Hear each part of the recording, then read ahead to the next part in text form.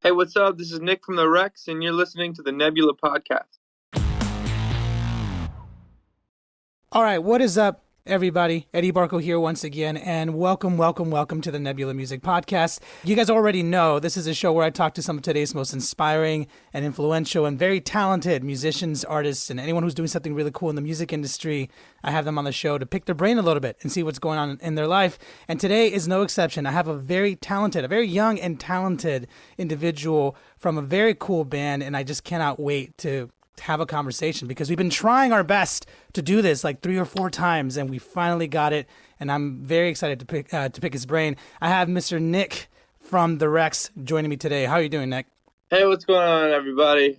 I'm LA's youngest, most creative, influential young artist. Oh, hell yeah. That is a great way to introduce yourself, man. I fucking love it, dude. No, I was just taking your intro. No, you see that though? You got some humor though. I love that. I love that you're just easygoing. From the very first moment that we spoke, I already immediately knew you're just gonna be chill. I love that. How are you, by the way? So far. I know that we've been in quarantine. This is one of those questions that I've asked like a couple of artists that have come on the show, just because it's such an interesting time for music specifically, that I'm always interested to seeing how musicians have been able to handle it. Like you specifically, how has it been for you? Are you doing okay? Has everything been a little weird? Like walk me Yeah. through. For a while there, it just didn't feel like much had changed because I spent so much of my time in my studio. I'm used to having artists in every day or every other day, a different artist, writing and producing with them, making music for other people. But so when COVID kind of first started and the lockdown started, it was pretty similar to normal, and except I had more time to myself and more time to work on the Rex music, and and then eventually it kind of caught up to me that I wasn't collaborating, and I was kind of spinning my wheels in the mud a bit, Hmm. and felt like the inspiration was starting to dry, and so I don't know, for like 5 months it was great, and then toward I don't know, maybe August, September, I started getting a little stressed out, and felt like I had too much on my plate because I had too much time to overthink things, and but things are getting better now. Hmm. I have a band in this week who got COVID tested, and they got here right before LA did this next wave of lockdown, and so that's been nice to be able to work with them, and get that kind of creativity back. Yeah. Yeah. What's interesting is, since I've been asking people how they've been handling it, everyone's a little bit different, right? But I have noticed that, I guess the burnout that you're talking about, on average, I feel like it happened around like May or so for a lot of people because I'm Yeah. not sure if you remember, but when we first got into this lockdown, the consensus was that, oh, you know what, it's going to only be for a couple of weeks and then we'll be good, right? And so I think a lot of people were mentally prepared Yeah, for I'm that. a bit of a And then once hermit, May, like, maybe even June no, hit, I I don't think think that's that's what I when it meant. kind of set in like, oh I, shit, we're not done with this. But maybe you that's what I meant. lasted all the way Dude, through till like August, yeah, September. right. That's pretty No, impressive. I meant to say I'm a bit like Kermit. I talk in a low warming, just kind of like this. No, I don't do impressions. It's not in the book. It's Joke not in number the two. book. That's joke number two. Jesus Christ.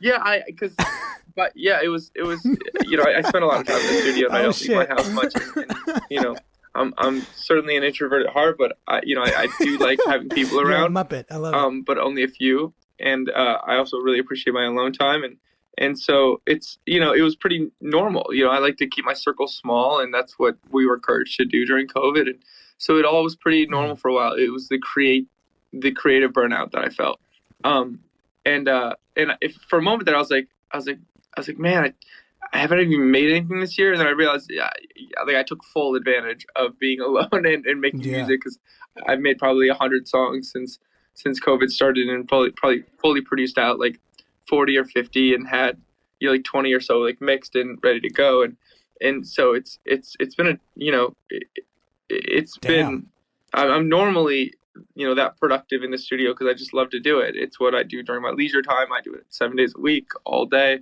It's fun for me. But COVID, after a while, you stop trusting yourself. You're just like, what am I even doing? What am I making? Like I just really started getting into this weird, Yeah.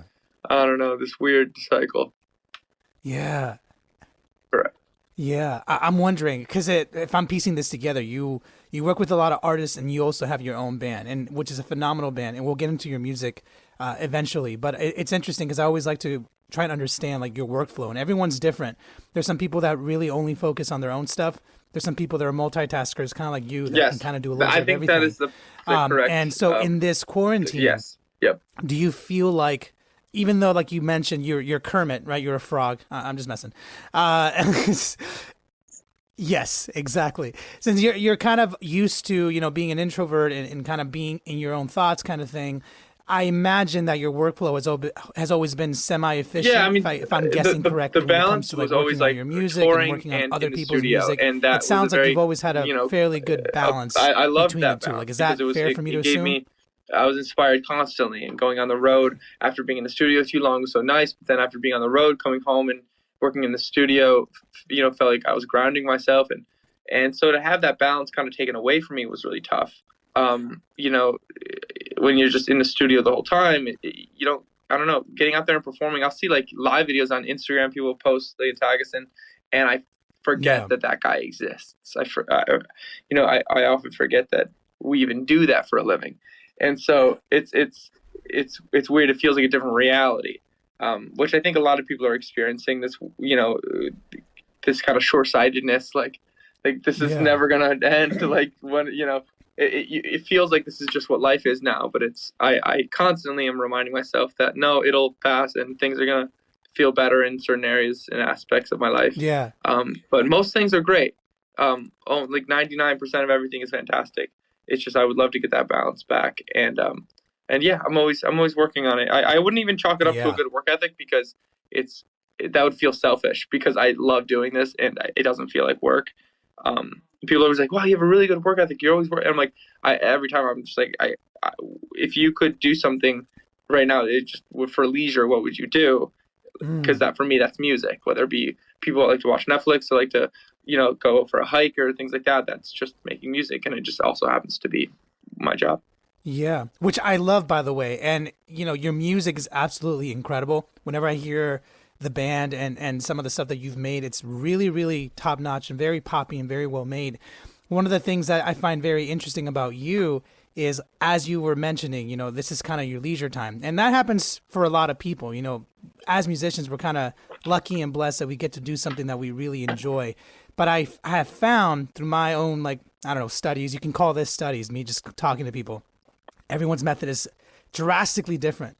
But for you, because this is your leisure time, I'm genuinely curious if you have some sort of process in order to actually get some work done, because I have noticed, and this is not you, but I have noticed that for a lot of other musicians, there is this sort of, I don't know how to describe it, but I feel like as you do music more professionally over time, there is this sort of wall that builds up where there's a big difference between just having fun and just doing music for the hell of it, and then working at it, or like producing. You know what I mean? Yeah, I feel like a lot of professionals that I've met view that as both two different things. But you, if I'm understanding you correctly, you kind of see it as one and the same. Even just one other person in the studio, I try to make it an engaging, fun time. So it can never feel like work. Whether I've got the band out back throwing lemons at walls, or slapping trees for percussion, or slamming doors, or pulling out random drum sets because I don't have a fully mic'd kit in here, and just recording with an iPhone and letting people hit sushi containers for percussion, like whatever it may be, to keep it light, keep it fun, and I think that music should be approached with that, and that's another reminder I have to give myself, like, keep it, this should be fun, because I've been literally just during COVID, I've had moments where I'm just really frustrated, and feeling very isolated, and I have to remind myself, like, this should be fun.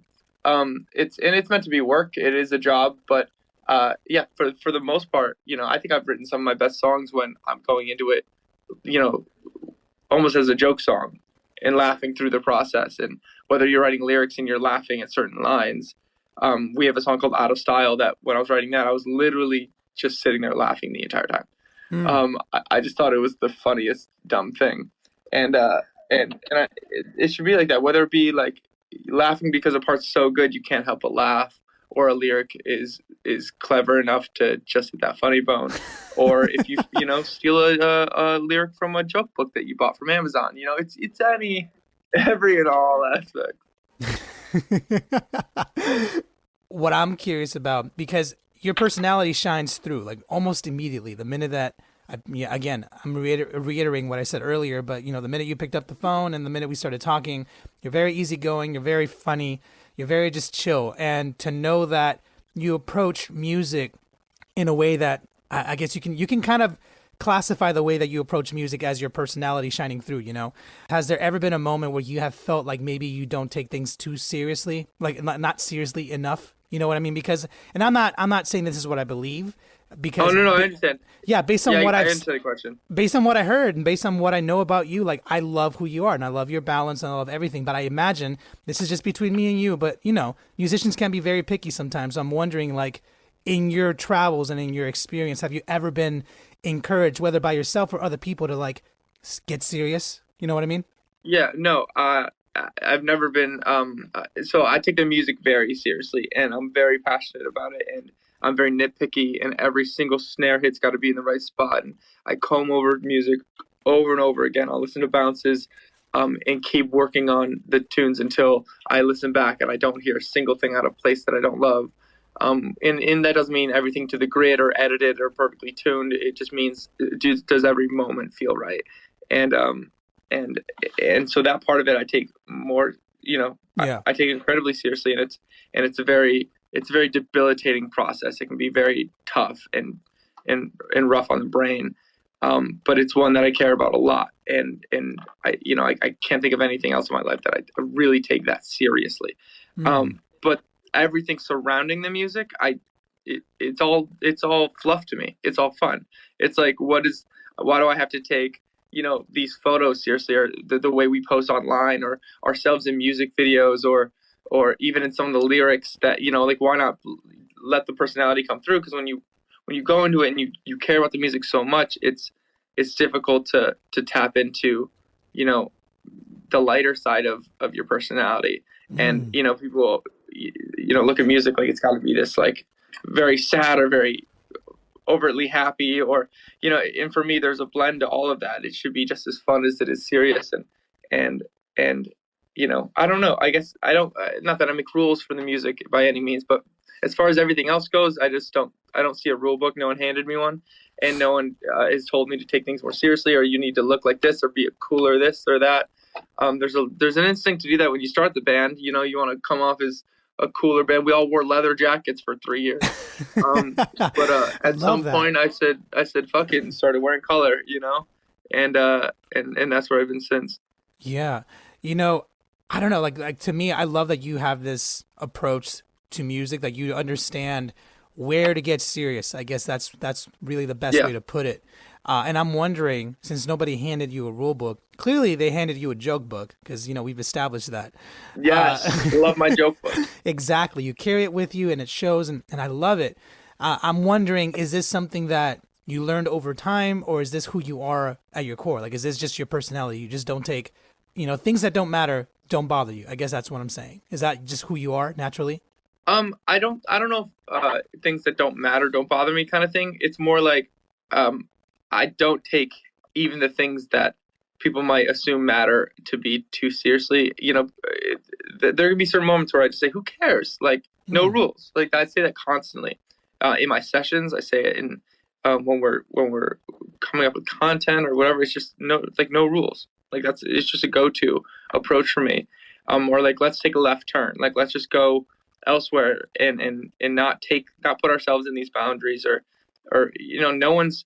It feels like there's this face in the sky that's looking down to say, like, do this, do that, like, look like this, sound like this, and it's not there. And it's very, like, almost existential approach to everything.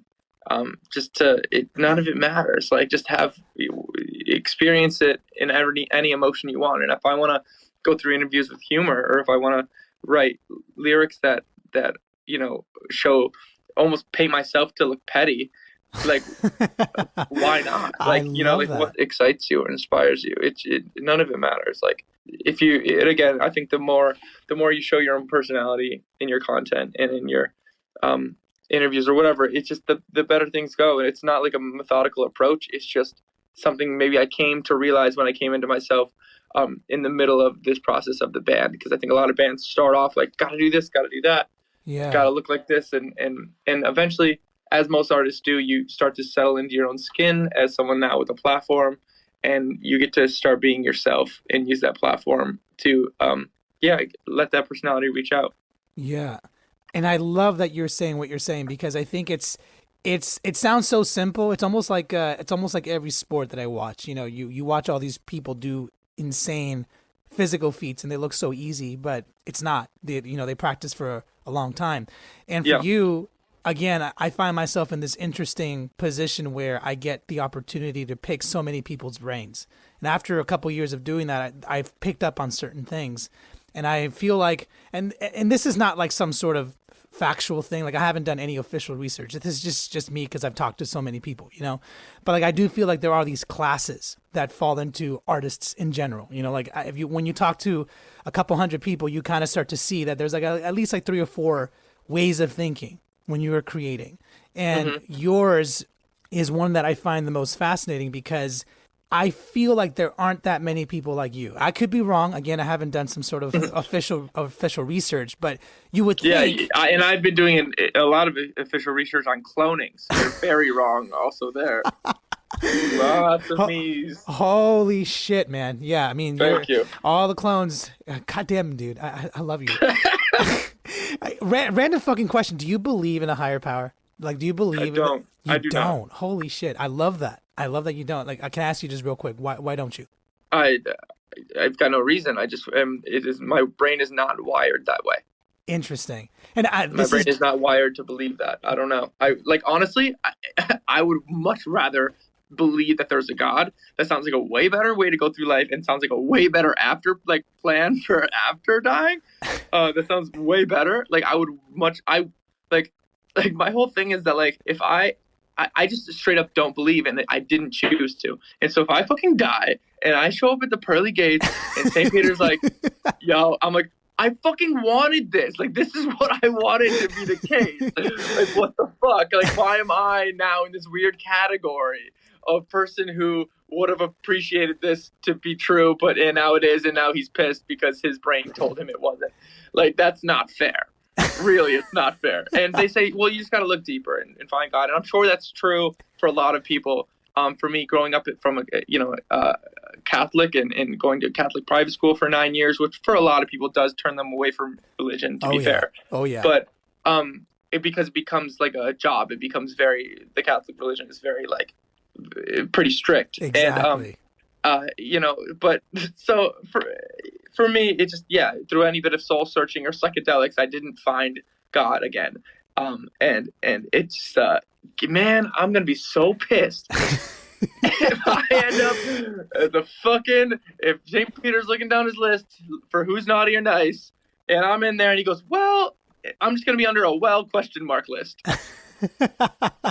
Like, I don't know. In purgatory forever. Dude, the reason why I asked that, not because I care about what you believe in or anything, like me being transparent, I've said it many times here. I grew up Christian, and while I'm not like Christian per se, I mean, I feel like I identify with a higher power on that side, but I'm in this moment in my life where I've explored and continue exploring so many different kinds of beliefs. It's insane.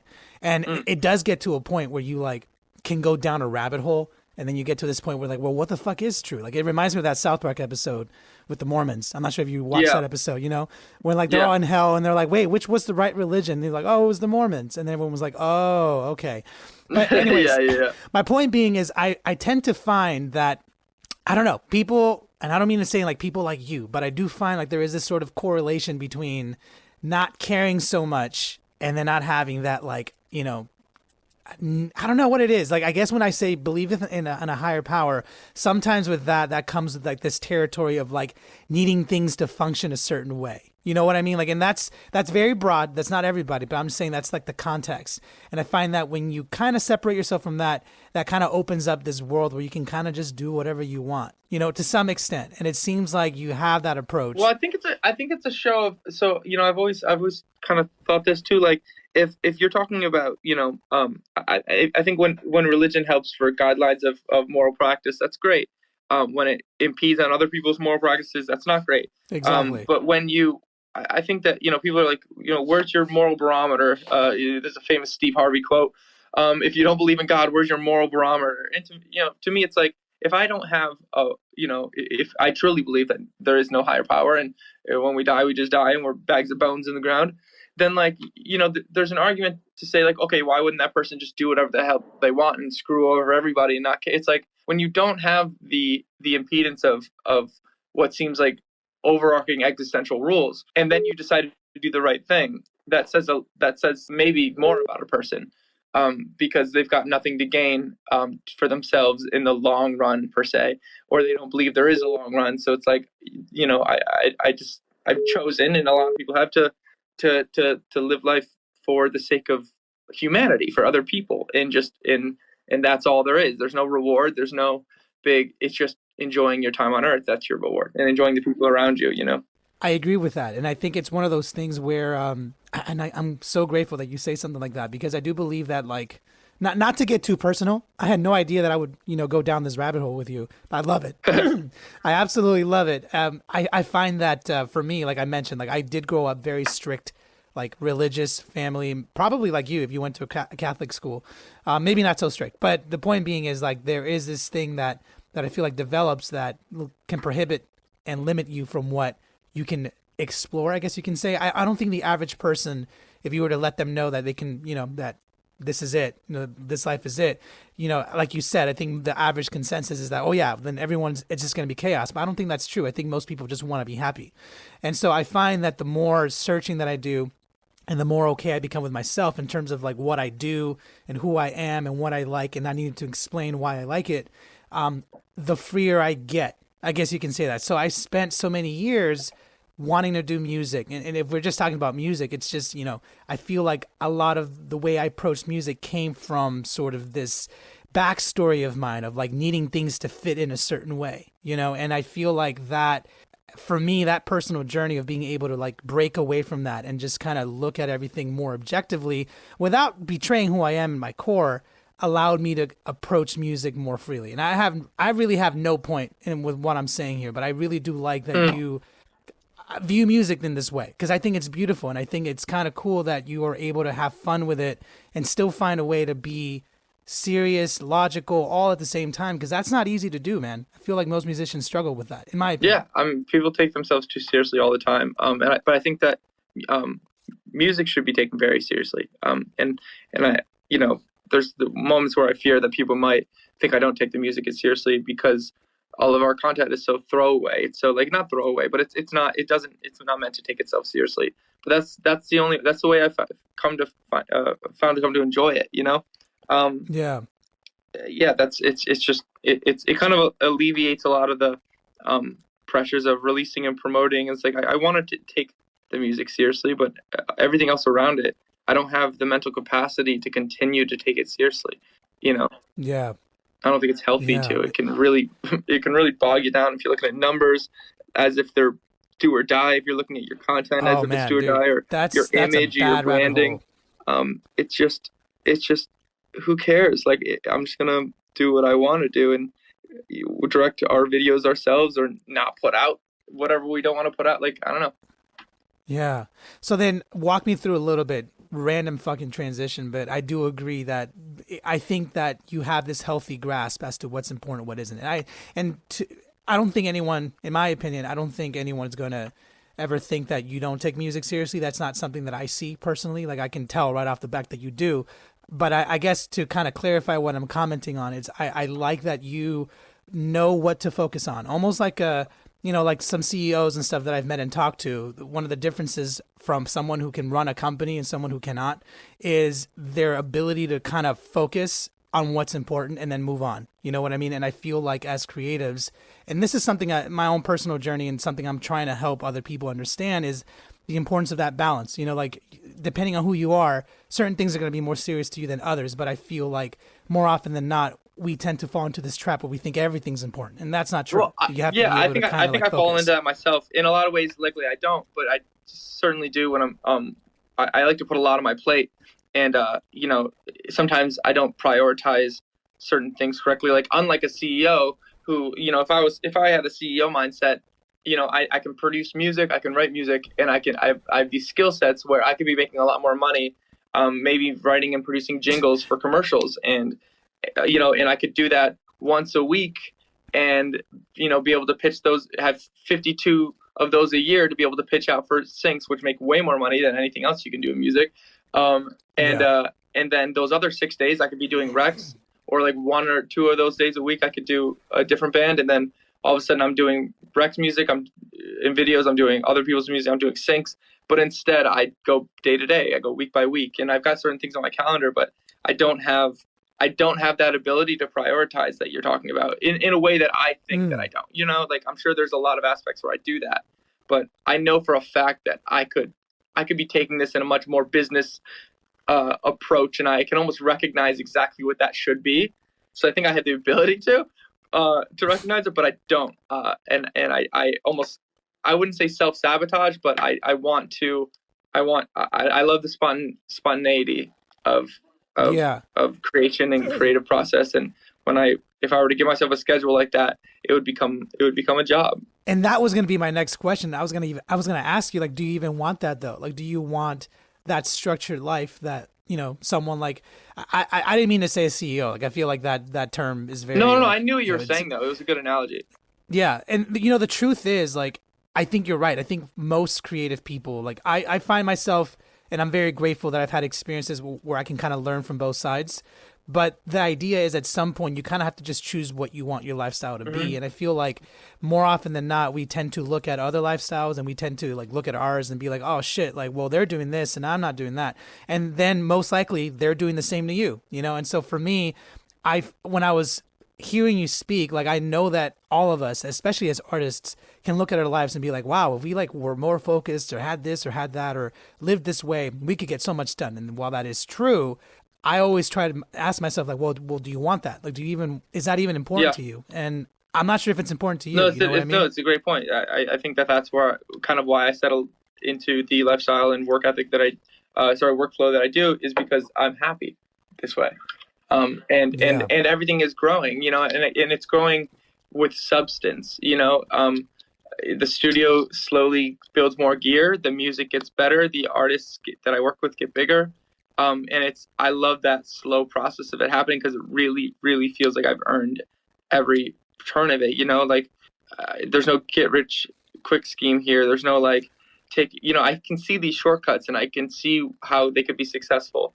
But I don't know, it wouldn't feel as homegrown. And I just love that, I can help artists, smaller artists, and ones that I really care about, come out with their first singles, or grow as a project, and starting new projects with people and helping develop them, and writing and producing all the music, and alongside them. And it's just such a fun process, and it makes me happy. And it's not the most financially fruitful compared to maybe other things I could be doing, but I enjoy who I work with, and I really like the trajectory of building this whole empire very slowly and honestly.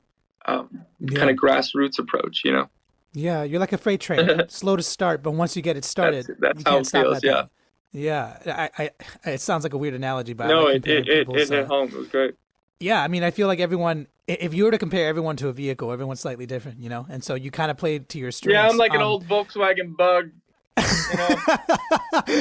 It's just you're hilarious, dude. I love it. I fucking love it. Well, I'm curious, and if you don't mind me kind of taking this route here, but do you ever and I'm gonna kind of preface this by saying, like, this is an experience that a couple of my friends have had, and this is their thought process, and I'm wondering what you think about it. But I find that very often when people start to transition from, being in their own band or doing their own music, and they start receiving opportunities to produce and like do that line of work, at some point, and again, this is not your experience, but this is other experiences that I've heard, very often you find that there starts to be this sort of disconnect, where sometimes the artists start to feel a little like they let themselves down because they started focusing so much on other people's work when all they ever wanted was just to do their own music. It sounds like you don't have that, but I'm wondering has that ever crossed your mind, like when you started producing for other artists? And again, I know that you're enjoying it, but I'm wondering like how you were able to get to this point where you're doing the Rex and you're also producing artists and you're having the time of your life, because that's not everyone's Yeah, well, for experience. me, You it's know what I mean? I make a certain style of music for the Rex, alt pop or whatever you want to call it, and so when I get to work with other artists, whether I'm working with other alternative artists, or writing country music or making pop music or working on like hip hop, rap, like, pop music, like I get to explore different avenues in different genres and grow as a producer. So for me, working with other artists is an opportunity to expand and do things that I never would have done for the Rex. And there's Mm, there's been so many things that I'm learning. I'm a student of the world, as I'm sure you are, and a lot of people are, and you pick up on so many things when you collaborate. And so for me, it only makes music for the Rex better. Um, so when I finally get to go back to that, it's like I feel invigorated. I feel fresh. I feel like I've got new skill sets. I feel like I've been able to implement the Rex style into some pop music, which is super fun. And people are coming back around on rock music in a lot of ways. You see a lot of hip hop artists yeah. like in their Instagram stories, like new songs with like big loud drums. Like I just saw Trippie Redd post one the other day. I was like, yeah, people want that rock feel, and I get hit up all the time It's now. Like, coming back. hey, we just It want to is make this coming pop back. song a little edgier, like, and it's fun. It's cool. I feel like I'm in a really good lane where I appreciate and love pop music, and but like my favorite stuff is the really heartfelt, you know, alternative, um, lifestyle type music. And I don't know, it's just it's a good lane, and I enjoy that I have all of these different channels to to to I don't know, in devices to get my creative exploration out. And so yeah, I think it doesn't distract me from the Rex, or it doesn't make me feel like I'm not focusing on it enough, because I focus on it maybe too much. It's good to have a break from it and have my own life outside of it. Um, yeah, and our fans become fans of those projects. I think if the Rex wasn't successful and wasn't didn't have a fan base, it wouldn't.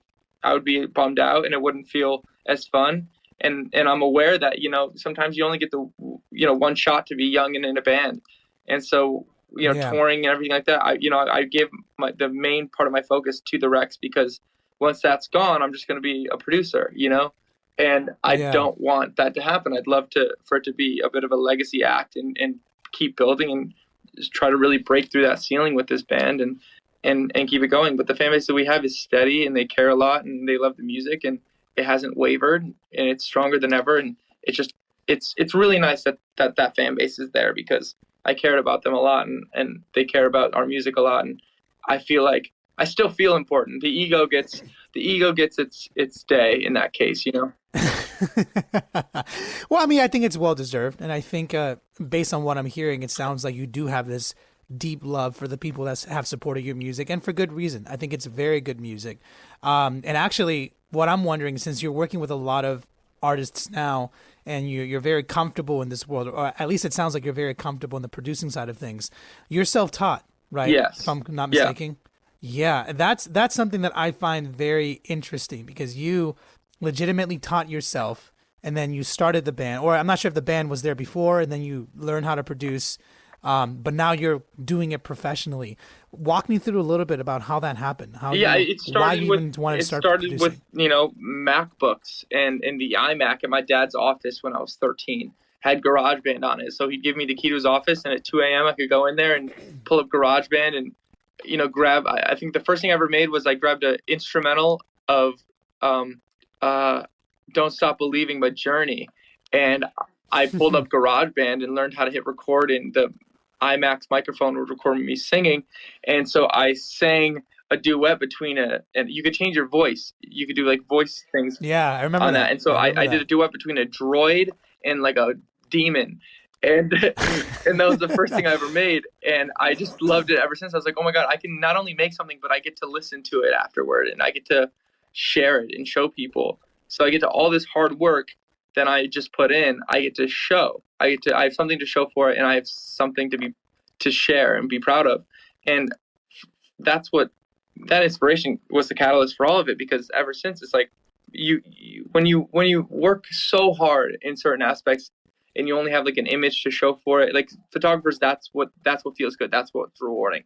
a bunch of photos, or someone who makes a film or music videos, like watching that back, they could watch it a million times. Like for me, it's music. I could, if I'm really proud of something, I could sit there and lay in bed before I go to sleep and listen to the bounce 15 times, just like, just getting stoked on it and feeling really proud, and just being a fan of it in a way that is like, I want to make music that I'm really proud of, and that I get stoked on. And there's so many things in there to be proud of. You're just like, oh man, the production's cooler. Like I'm learning so much about structure, and this weird move to this chord really worked, and just weird things that it's almost like doing well on a test or something, and you want to show it off. You want to show your A+ to your parents. It's that feeling. So yeah, it started with IMAX, and the fact that music got so much more accessible for everyone now, more than it was even when I was growing up. But I had it easy myself. I had it so easy as far as using my dad's office computer, and then when I was I wanted to buy a MacBook. Like that was the big thing. Was like, I got to buy a MacBook because I need to have it myself in my room, and then I can use iMovie, and I can make videos, and then I can use Photoshop. I was so excited.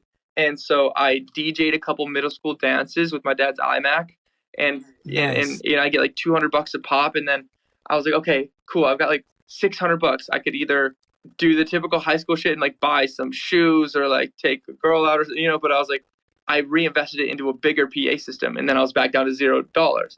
And so then I used that bigger PA system to go do high school dances where I would get $400, $500 a dance. And so then Wow. I did 3 of those, and then all of a sudden, boom, I had enough for a MacBook.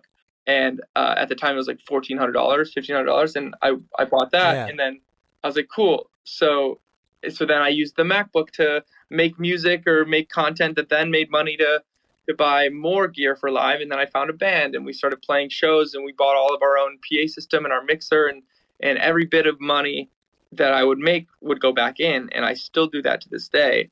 That process has never stopped. And it's just on a bigger scale now. So it started with just the need and craving to create, and taking the reward from it and investing it back in because you want to do it bigger and better. And I've got plenty of nostalgic lapses I'll go through, or I'll listen to old songs or watch old videos and look back and try to be proud of what I've already made. But every other part of me is just moving forward and building everything and putting everything back into it, which can make you feel broke. It can make you feel like, like you're not going anywhere. But then you look around your studio, or I've looked around at the band and our numbers, and I look at the gear I have in here now. I'm like, this isn't nothing. It's not all for nothing. Putting it back in, it all feels normal now. I feel like the same kid that I was in my room, working within the limitations of the things that I have. But the more that you do that, and then you put your reward back into it, you just have slightly less limitations and more things. Yeah. I love that you have this little entrepreneurial spirit from the very beginning. I love that you kind of recognize that where the value sort of lies. And I think a lot of musicians can be like that too. Like once they get an opportunity to buy something or something of that sort, they tend to do it. I'm wondering, when you first came out with the first EP that you guys made, because you got a band, all of that, blah, blah, blah. And I think the long story short that I think a lot of your fans know is that you kind of succeeded, and everything's kind of working, and you're building something. I'm wondering, when you first put out your EP, did you have any specific goals in mind, or did you just kind of put it out and saw what happened? Because to me, it sounds like you're a hustler a little bit. So I imagine you were I would imagine that you pushed it a little bit, but I don't know. I don't know what happened. I'm just wondering, how was it that you actually got it to explode a little bit? Well, we're on the same management as the band Nothing But Thieves from the UK, and they were doing really well.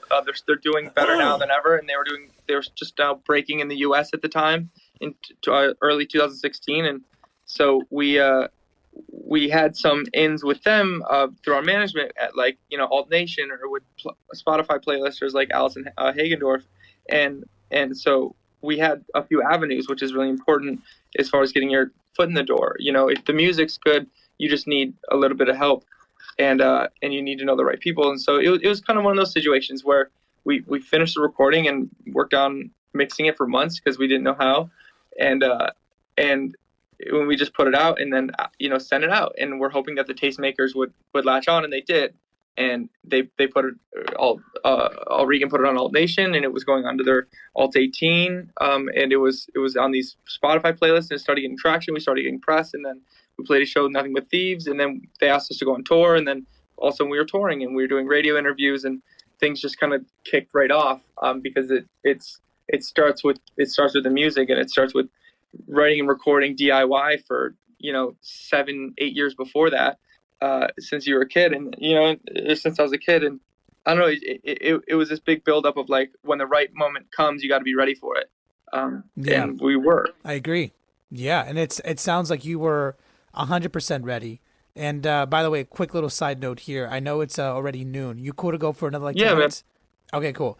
I love the story, and I kept it fairly short because I think a lot of people, just by looking at your story, they kind of already know that you're a very hard worker. You taught yourself, you put it out there, and it worked out. One of the things I'm wondering is that first EP that you released, it being successful and you experiencing this very cool rush, and you went with it and you succeeded. Great job. Did it ever hit you, or did it ever like make you fear that you may not ever get that again? If that makes sense. I find that tends to happen. No, and the reason is because I have this I call this naive optimism. And it's something that I find I share with a lot of people, but I've never really heard anyone word it or quite this way. It's where people say, believe in yourself, or I believe in myself, or I really feel like I can do it, and they have to convince themselves almost. It's situations that I've been in before, and a lot of people have, where you say you want to do music, or you say you want to be successful, but there's these excuses that come that are totally warranted. Like, you have to work and you have to pay your bills and pay, you have to allocate your time elsewhere in order to survive. And Right. then you're too tired. Like, you get home from work and you just want to make food and watch Netflix and go to sleep and do it again. You might be able to squeeze in an hour or two of music, but this naive optimism comes in, where there's never a moment where, and I still do, I believe that it won't work or be successful on a greater scale, which allows me to look at every day as a step forward. And as long as I'm productive today and I'm pushing forward each and every day, I'm working toward that. And there's not a rule book to it. It's just this, like, I'm dumb enough. It's called naive optimism because I'm dumb enough to believe that it really will happen. And when you believe that, you do stupid things. Like, I quit my job and started doing medical studies and let them test unapproved medication on me for a paycheck. Therefore, I was able Wow. to just work on music every day. And so Damn, how much does that pay? Holy it shit. it pays pretty well. I'm pretty sure, like, especially with COVID, there's a bunch of clinical trials, like that they're for vaccines and things. I did one for a schizophrenia medication that was in the hospital for like 8 days, and I think I got paid like $5,200. God damn. Yeah, it Holy pays really shit. well. It's dangerous. You have to literally say in an interview beforehand, like, "Hey, I'm aware that I could die from this." You have to verbally Yeah. say it. But anyway, so there's choices that you make when you are dumb enough to believe that you'll be successful, that may just ultimately get you there, because there's micro decisions, right? Like, there's a lot of tiny moves and choices you'll make when you truly believe it'll happen. You don't have to convince yourself of it. You don't have to convince other people of it. It's just embedded in you. Like, there's no version of my future that I don't see, and it's not a cockiness. It's not like a confidence boost thing. It's just how I view things. Is like, there's no version of my future that doesn't, that I'm not doing this my entire life. That I don't have a big house, a Grammy on the wall.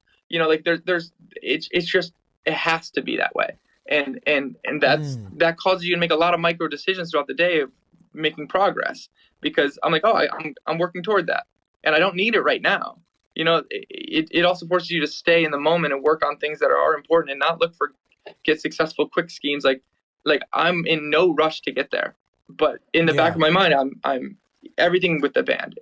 Since I was 14 years old, I've had this naive optimism. It's like watching videos on YouTube of bands in touring vans and just romanticizing that. I'm like, yeah, that's going to happen for me. And I didn't have to go, you know what? That's my dream. That's going to happen. It was like, no, that is going to happen. That's all that was going on in my head. Like, that is my future. Yeah. That's I can't wait. That's going to be so fun. Like, and that's the way I look at things. Like, I can't wait to have that big house. Like, it's going to be so nice to have all that space and have that big basketball court in the backyard. And it's just, it allows you to set yourself on the right trajectory. I think it can be dangerous, but it's foolish. It's incredibly foolish. It really is. But I think that you do have to be a little bit foolish, a little bit. I don't want to say crazy because I don't love that word, but like a little bit reckless in your reasoning. I guess you Yeah. need reckless reasoning. There you go. Well, yeah, it's like it's the concept of winning the lottery. You know, like everyone thinks they're going to win it, and when you really sit back to think about the odds, it's really depressing. But it's also like it's also about I don't know how to. I mean, I feel like that's a bad analogy. I went down a But bad I road. understand But what you like, mean. I get what you're It's saying. yeah. Yeah. Well, if it's I, like if the lottery was something really really difficult to win, but there's a way to get better at it, it just takes a long time. Like maybe that yeah. you Yeah. can up your Way chances way by better analogy. working hard at it. And you're not going to sit there wasting your time and money working toward winning this lottery, the skill set lottery, if you don't truly believe you're going to win it eventually. Exactly. Wow, man. I love that. That is absolutely a great way to think. Like I love that what did you call it again? Foolish Oh, positivity or naive optimism. I also wow. like to call it the Naive naivety optimism. scene. The people Naivety in the scene scene. is the people who are they are a collective called the naivety scene. Wow. I love that, man. And I think you're right. Obviously, I think it depends on who you are as a person. I feel like there are certain people out there that are very calculated and very serious about other things. I'm not many, but there are a couple, but I do feel like your method works to some extent. Like it does definitely work. Clearly, it's worked for Yeah, it you. just works. But It works for me, and I don't push it on people, but I do because you can't convince someone to believe that or to work that yeah. way or think that way. Rather, the only reason I ever talk about it is because I meet other people who have that. They're like, yeah, I totally know what you mean, and some people might hear it and they get excited and they'll convince themselves that they think that way. But they're like, yeah, I feel like I have that. Like I really do care and want this, but it there's sometimes it's rare that I meet people who genuinely do, and it's usually artists and bands that are successful that I work with. It's like there's a reason they're there. It's because they've got that same weird egg in them, or like people in media, or Mm, anyone who's successful has that in them. Not anyone, but most. yeah. That's where I find it the most. That part of their personality. It's in people who are creatives and they're successful, or CEOs who are successful, or entrepreneurs. Is like, especially an entrepreneur, they're like, yeah, those people are crazy. Like straight up entrepreneurs, they again he's crazy.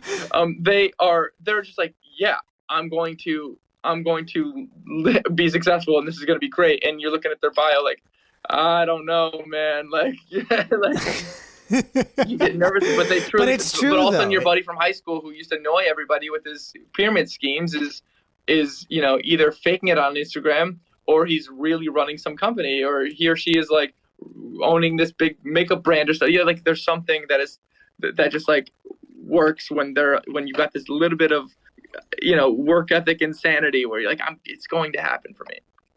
Yeah. Dude, I love that, man. There's so much to unpack there, but that could take an entire other hour. But I It do needs to believe be that there coupled is with hard work, perseverance, and passion. You need absolutely that naive 100%. optimism. Can't just be like, you can't just like say it's going to happen and then wait on it. That's Yeah. another thing. I call it the waiting game, and it's where you sit there and you're just kind of waiting for that next thing to happen, that next big break, or or you're working a job and you're just waiting and then no, I'm going to get those things done. It's going to happen, or this is going to happen for me in my career, my life. But there's no reason why some of those moves can't happen right now, or today, or Yeah. people listening to this can't close this podcast and write that email, or can't you maybe continue to listen and write that email. But like there's probably 7 phone calls that I can make right now that would further my career. And there's it's called the waiting game. We wait for some reason. And some Yeah. people have that hustle where they're almost annoying about it, but they are successful where they reach out and they call and they're always making those connections and they're networking like crazy. But I think there's a healthy balance of doing it where it's like I think everyone right now could think of something in their lives, even if it took a minute or two, to like, oh, that's something that would help my situation, whether it be relationships with friends or family members, or you just need a little help here and there. Or like, what, people play the waiting game with like, redesigning their living room, it's like, yeah, I'll do it eventually. It's like, why not right now? Like you're playing the waiting. You think that Yeah. eventually that day's going to come where you're like inspired to do it, or like, oh, okay, yeah. Like, no, that day doesn't come. That email doesn't just randomly come through. The call doesn't come through. And sometimes it does, and that conditions us to wait even longer. So I Yeah. think it's important for people to remind themselves of the waiting game. My best friend Clay and I text each other once in a while in the morning. We'll just text waiting game. That's it. And that it does something to you when you get that text. You're like, oh fuck yeah, because you have to remind yourself. Every 4 or 5 months, I have to really remind myself, like, hey, there's more you can be doing. There's more specific smart moves you can do. Stop waiting on things to happen. Yeah. Wow. That is a very good way to kind of leave things off. Like, I think to kind of chime in on what you were saying just a little bit, I don't want to waste too much of your time because No, you're all to right. get going. But I feel like, and this again, based on no research, but just based on my own opinion, I feel like we've been kind of conditioned to play the waiting game. You know, Yeah. you're kind of taught early on that things need to have function a certain way. Going back to what we were talking about a little bit earlier, but you kind of learn that there's a process. You got to ask for permission. There's rules, blah, blah, blah. And I think most of us, you know, we don't even think about it. We just kind of feel it, you know, and I think it does take a little bit of reframing of the mind to be able to break away from it and just say, oh, well, what do I want to do? Well, I don't want to wait for my turn. I just want to go, you know, without being too rude or ruining someone else's life. I just want to go grab this. Yeah. And that's generalizing it because it's complicated and it depends on who Yeah, you there's are and all nuances this in bunch your of shit. situations. Yeah. Exactly. And look, I'm not promoting drug use by any means. But there's this documentary on Netflix, which I'm not sure if you've seen it, but it's called what is it called? I forget, but it's about LSD and like psychedelics. It's like a hour and a half documentary, and there's this moment that I remember watching. There is this like a group of actors. Most of the people on this documentary are famous actors, but they were talking about how after they took drugs, you know, and again, I'm not promoting this, Yeah. but I'm just saying, like after they took those drugs and they had this trip. In this trip, this actress, you know, she looked at herself. She was like standing on this 4-corner walkway or whatever street, and you know, she was waiting for her turn to cross, and then she like realized, oh wait, I can just cut across. Like, I don't know who set up this rule of me just not being able to cut across, but I can do it. And you know, she basically says she took that lesson and used it in life, you know, from that point on. And I think there is this sort of learning that a lot of us need to do, that a lot of people in their own way, you have to have that experience of being able to figure out, oh wait a minute, I've been waiting for my turn this whole entire time and I just realized no one's going to give it to me. And so I just got to cut across and go find it. And I think everyone's process of figuring that out is very different. It takes a long time. Some people like you, I would argue, are born with it, but others have to learn it. And that's okay. You know, we're all kind of our own little journey, but I just feel like that is a very important lesson and thing to know, is to just understand that like no one's going to give it to you. You got to just kind of find your own way to do it. And there is always more that you can do, but like do it, I don't know, in your own terms. I guess that's the best way I can put it. No, that's great. I mean, I think that there's certain lessons that, some people learn those big revelations through psychedelics. And, you know, I have myself where it's like, you know, there's something about it. I've never done psychedelics, dude. I've always wanted to. Never have. Yeah. I mean, it's not for everybody. And it's only for, you know, it's just this weird little, it's this weird kind of taboo middle, not middle. It's like I don't know. It's in this weird space where it's like it's people who have done it and had a great experience. You're like, you don't want to encourage it for people because it is something that can people have bad experiences with. So it's like if you happen to find your own journey towards psychedelics and it happens and you enjoy it, that's great. I would, obviously I would never tell someone to do it or encourage someone to do it. But if they happen to do it and they enjoy it, that's great. But I've certainly had 2 or 3 revelations just from doing it, and I don't think I'll ever do them again. I only need, sometimes you only need it once or twice, and I learned a lot about, I think the last time it was right before I took off the leather jacket. I was like, I'm gonna stop trying to dress and look like every other band. I'm gonna stop trying to fit in the mold of what I think the bands that I like look like, or what I should do or sound like or come off as, because I want to be like them.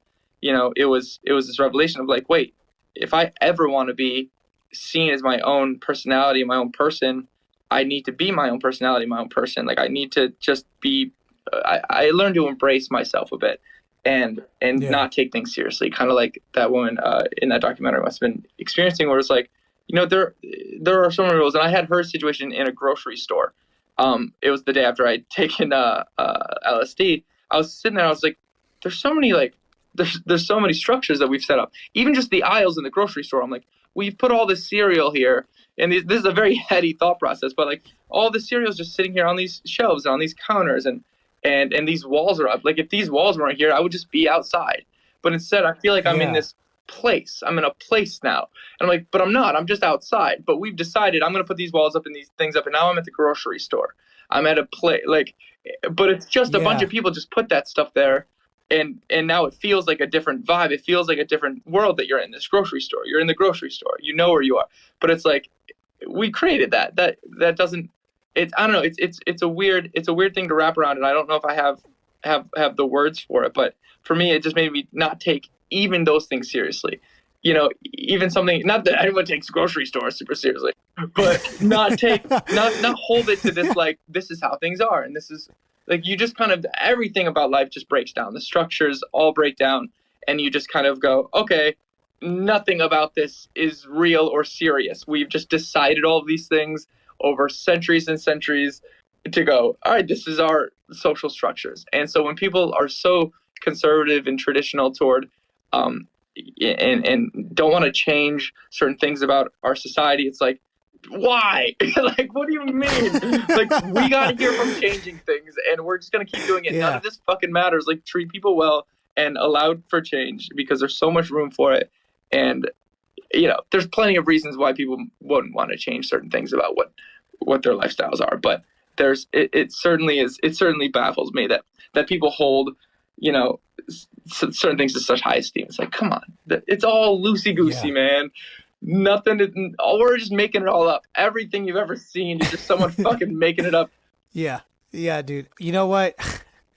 I'm serious, dude. Nick, I appreciate your honesty, and I appreciate your insights, because it's so fucking cool to know how you think, and it explains why you've been able to achieve the things that you have been able to achieve. And you need to come back on the show at some point in the future. We can just like talk for hours, because there's a lot that you know that I want to keep asking you about. But I know we got to move on with our day, man. Yeah, I would love to. I'd love to do it. It's a nice break from typical music questions. I think I really enjoyed the flow of the conversation, and yeah, it was really fun. So if you don't mind me asking you just real quick, what do you got on your plate then? What do you have coming out? I'm not sure if you have anything. Yeah, we do. We're releasing an EP on December 18th called Static. It's got 4 songs on it, and then we're releasing like another single in January, and then more, like probably 3 more EPs next year. Like the Rex have only released like 15 or 16 songs, and we're trying to like double that quickly. We have taken a long time to put out music, and our fan base knows that. It's a bit of a meme. So I finally feel like I'm in a spot where I'm creatively empowered, and I get to, we're just going to put out a ton of music. But yeah, Static EP comes out on the 18th. I'm really, really excited about some of those songs. And this freight train is starting to speed up. I love that. Any performances? I imagine not. We did 2 live streams. They're not currently up for sale anymore, but we might put some clips up on YouTube. They were really fun. We did the Rex Live at the Shag Chateau, which was like a 70s themed live stream. We did the Nightmare Before Rexmas, which was a Tim Burton styled Halloween live stream that was really chaotic and fun. We built the whole set in my living room. We'll be putting up some clips from those pretty soon. I love that, man. Well, hey, Nick, thanks again for taking time out of your day. It's been amazing. We'll get you back on very, very soon, because we're going to have a lot more fun talking about random shit. It's going to be fun.